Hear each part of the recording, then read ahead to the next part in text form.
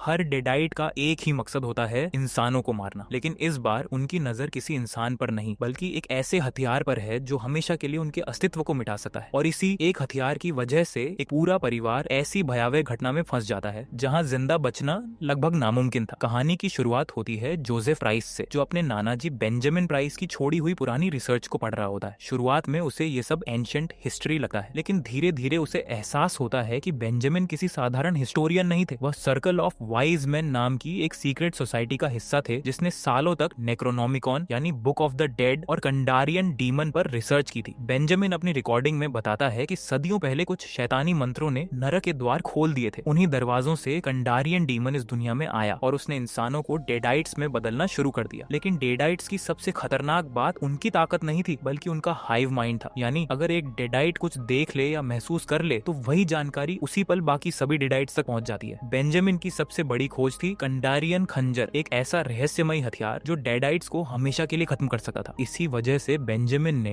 उस खंजर को एक शक्तिशाली रून सील में छिपा दिया ताकि कोई भी डीमन उसकी मौजूदगी महसूस न कर सके। लेकिन जोसेफ से एक छोटी सी गलती हो जाती है। उसका पेन नीचे गिरता है और उसे उठाते समय वह गलती से उसी सील को तोड़ देता है। उसी पल सालों से छिपी हुई एक शैतानी शक्ति फिर से जाग उठी है। अब कहानी पहुंचती है उसी लेक पर जहां इविल डेड राइज खत्म हुई थी। दो दोस्त लियो और जेरेड सुबह सुबह फिशिंग कर रहे होते हैं। तभी जेरेड की फिशिंग लाइन किसी भारी चीज में फंस जाती है। वह मुस्कुराते हुए उसे बाहर खींचता है, लेकिन अगले ही पल उसके चेहरे का रंग उड़ जाता है क्योंकि पानी से बाहर आती है एक इंसान की कटी हुई खोपड़ी। और यह कोई आम लाश नहीं थी, ये उसी कैबिन से जुड़ी थी जहां इविल डेड राइज की आखिरी घटनाएं हुई थी। जेरेड अभी इस सदमे से बाहर भी नहीं निकल पाता कि अचानक लेक के अंदर से फिशिंग हुक्स और रस्सियां निकलकर उसे जकड़ लेती है। इसके बाद पानी से बाहर आती है जेसिका, लेकिन अब वह पहले जैसी जेसिका नहीं रही। उसके शरीर पर पूरी तरह कांडारियन डीमन का कब्जा हो चुका था। जेसिका बिना एक पल गंवाए जेरेड पर टूट पड़ती है और कुछ ही सेकंड में उसे बेहद बेरहमी से मार देती है। उधर लियो चीख सुनकर वापस भागा, लेकिन तब तक बहुत देर हो चुकी होती है। जेसिका उसकी बोट पलट देती है। लेक का पानी किसी एसिड की तरह लियो के शरीर को जलाने लगता है। किसी तरह वह किनारे तक पहुंच जाता है, लेकिन जेसिका उसे वहीं तड़ता छोड़कर सड़क की तरफ बढ़ जाती है। अब सबसे अजीब बात होती है, जेसिका सड़क के बीचों बीच जाकर खड़ी हो जाती है और घंटों तक वहीं इंतजार करती रहती है। सुबह दोपहर फिर शाम, जैसे उसे किसी खास इंसान के आने का यकीन हो। आखिरकार दूर से एक कार आती दिखाई देती है। जेसिका बिना हिले उसके सामने खड़ी रहती है। ड्राइवर पूरी कोशिश करता है, लेकिन कार सीधा जेसिका से टकरा जाती है। ये ड्राइवर था विल प्राइस। अब कहानी कुछ घंटे पीछे चली जाती है। आज जोसेफ का बर्थडे था और पूरा प्राइस फैमिली एक रेस्टोरेंट में इकट्ठा हुआ था। यही हमारी मुलाकात होती है विल, उसकी पत्नी एलिस, माता पिता एडगर और सूजन और जोसेफ की गर्लफ्रेंड थिया से। ऊपर से सब कुछ सामान्य दिखाई दे रहा था, लेकिन विल और एलिस की शादी अंदर ही अंदर टूट चुकी थी। विल चाहता था कि दोनों फैमिली शुरू करें, जबकि एलिस अब भी इसके लिए तैयार नहीं थी। इसी बात को लेकर दोनों के बीच बहस शुरू हो जाती है। गुस्से में एलिस कह देती है, एक दिन तुम नरक में सड़ोगे। यह बात विल को अंदर तक चोट पहुंचाती है। वह गुस्से और नशे की हालत में रेस्टोरेंट छोड़ देता है और अकेला कार लेकर निकल पड़ता है। रास्ते में उसकी रेडियो अचानक खराब होने लगती है। उसका ध्यान कुछ सेकंड के लिए सड़क से हटा है और ठीक उसी पल जेसिका उसके सामने आ जाती है। टक्कर इतनी जबरदस्त होती है कि जेसिका का पूरा शरीर बुरी तरह टूट जाता है, लेकिन वह मुस्कुराती है, धीरे धीरे कुछ शैतानी शब्द बोलती है और अगले ही पल कंडारियन डीमन विल के शरीर को अपना नया होस्ट बना लेता है। कार आग की लपटों में घिर जाती है। हर किसी को लगता है कि विल इस हादसे में जलकर मर गया, लेकिन सच इससे कहीं ज्यादा डरावना था। उस रात विल की मौत नहीं हुई थी, उस रात प्राइस फैमिली की बर्बादी शुरू हो चुकी थी। विल की मौत के कुछ दिनों बाद पूरा प्राइस फैमिली उसके अंतिम संस्कार के लिए इकट्ठा होता है। हर किसी की आंखों में दुख था, लेकिन किसी को जरा भी अंदाजा नहीं था कि जिस इंसान को वे आखिरी विदाई देने आए हैं वह अब इंसान रहा ही नहीं। जब विल का कॉफिन कब्रिस्तान में रखा जाता है तो उसके पिता एडगर आखिरी बार अपने बेटे को देखने अंदर चले जाते हैं। वह कॉफिन पर हाथ रखते हैं और तभी अंदर से ठक ठक ठक की आवाज सुनाई देती है। पहले उन्हें लगता है कि शायद ये उनका वहम है, लेकिन जैसे ही दूसरी बार वही आवाज आती है, एडगर घबराकर कॉफिन खोल देता है। अगले ही पल जलकर राख हो चुका विल अचानक उठ बैठा है, लेकिन यह विल नहीं था। उसके शरीर पर अब कंडारियन डीमन का कब्जा हो चुका था। वह सामने खड़े क्रीमेटोरियम वर्कर पर टूट पड़ता है और कुछ ही सेकंड में उसे बेरहमी से मार डालता है। एडगर उसे रोकने की कोशिश करता है, लेकिन डेडाइट विल उसके हाथ पर गहरा घाव कर देता है। यही एक छोटी सी खरोंच एडगर की जिंदगी बदलने के लिए काफी थी, क्योंकि कंडारियन डीमन को किसी नए होस्ट तक पहुंचने के लिए बस इतनी ही जरूरत थी। उधर परिवार इस पूरी घटना से अनजान पुराने लेक हाउस लौट आता है। यहीं जोसेफ को बेंजामिन की डायरी का बाकी हिस्सा मिलता है। इस बार बेंजामिन सिर्फ डेडाइट्स के बारे में नहीं बल्कि उनके सबसे बड़े डर के बारे में बताता है। वह लिखता है कि कंडारियन खंजर ही इस दुनिया का इकलौता हथियार है जो किसी डेडाइट को हमेशा के लिए खत्म कर सकता है। इसी वजह से डीमन सदियों से इस खंजर को खोज रहे हैं ताकि उसे हमेशा के लिए नष्ट किया जा सके। उधर एडगर की हालत हर घंटे बिगड़ती जा रही थी। उसे अजीब आवाजें सुनाई देती हैं हैं, आईने में अपना ही चेहरा बदलता हुआ दिखाई देता है और धीरे धीरे उसका शरीर कंडारियन डीमन के कब्जे में जाने लगता है। रात को पूरा परिवार डिनर टेबल पर बैठता है। तभी फैमिली का पालतू कुत्ता मैक्स लगातार एडगर पर भौंकने लगता है। जानवर अक्सर उस खतरे को पहले महसूस कर लेते हैं जिसे इंसान कभी नहीं देख पाते। अचानक एडगर अपना आपा खो देता है। वह टेबल से फोर्क उठाता है और सबके सामने मैक्स को मार देता है। पूरा परिवार शॉक में रह जाता है, लेकिन इससे पहले कि कोई कुछ समझ पाता, एडगर खुद पर भी हमला कर देता है। जोसेफ और उसकी गर्लफ्रेंड टिया तुरंत उसे हॉस्पिटल ले जाने का फैसला करते हैं, लेकिन रास्ते में एडगर का असली रूप सामने आ जाता है। उसकी आंखें पीली पड़ जाती हैं, चेहरे पर एक डरावनी मुस्कान फैल जाती है और अगले ही पल वह कार के अंदर ही था पर हमला कर देता है। जोसेफ पहली बार गन उठाता है, लेकिन सामने अपने ही पिता को देखकर उसका हाथ कांप जाता है। यही उसकी सबसे बड़ी गलती साबित होती है। डेडाइट एडगर लोहे की एक रॉड उठाकर थियो को बेरहमी से मार डालता है। जोसेफ किसी तरह जंगल की तरफ भागकर अपनी जान बचा लेता है। उधर लेक हाउस में एलिस बेंजामिन की डायरी पढ़ते पढ़ते एक और चौंकाने वाला सच जानती है। उसे पता चलता है कि बेंजामिन ने खंजर को सिर्फ छिपाया ही नहीं था, बल्कि उसके इस्तेमाल का तरीका भी लिखा था। लेकिन उसी समय घर के बाहर दफनाया गया मैक्स डेडाइट बनकर दोबारा जिंदा हो जाता है। अब एलिस समझ चुकी थी कि यह श्राप सिर्फ एक इंसान तक सीमित नहीं है, जिसे भी डीमन छू ले वह उसका नया होस्ट बन जाता है। कुछ ही देर में डेडाइट एडगर भी लेक हाउस पहुंच जाता है। अब पूरा घर एक खूनी जंग का मैदान बन चुका था। जोसेफ वापस लौटा है और एलिस के साथ मिलकर कंडारियन खंजर खोजने की कोशिश करता है। एक तरफ डेडाइट्स, दूसरी तरफ जिंदा बचने की आखिरी उम्मीद। आखिरकार जोसेफ को वही खंजर मिल जाता है। इसके बाद शुरू होती है फिल्म की सबसे खतरनाक लड़ाई। डेडाइट, विल और एडगर बार बार उन पर हमला करते हैं, लेकिन इस बार जोसेफ भागता नहीं, सही मौका देकर वह कंडारियन खंजर सीधे डेडाइट विल के सीने में घोंप देता है। अगले ही पल पूरे घर में भयानक चीखें गूंजने लगती हैं। एक काली शैतानी शक्ति विल के शरीर से बाहर निकलती है और धीरे धीरे अंधेरे में गायब हो जाती है। ऐसा लगता है जैसे नाइटमेयर आखिरकार खत्म हो चुका है, लेकिन फिल्म यहीं एक आखिरी ट्विस्ट देती है। बचाव दल एलिस को जिंदा बाहर निकाल लेता है। वह पूरी तरह सामान्य दिखाई देती है, लेकिन आखिरी सीन में कैमरा उसकी आंखों पर जूम करता है। उसकी एक आंख धीरे धीरे डेडाइट्स की तरह पीली हो जाती है, यानी कांडारियन डीमन पूरी तरह खत्म नहीं हुआ। उसने जाते जाते एलिस को भी अपना नया होस्ट बना लिया था। और सबसे खतरनाक बात, कंडारियन डैगर अभी भी एलिस के पास था। अगर अब वह डेडाइट बन चुकी है तो अगला निशाना उसी खंजर को नष्ट करना होगा। यानी यह कहानी अभी खत्म नहीं हुई, बल्कि इविल डेड की सबसे खतरनाक लड़ाई अब शुरू होने वाली है।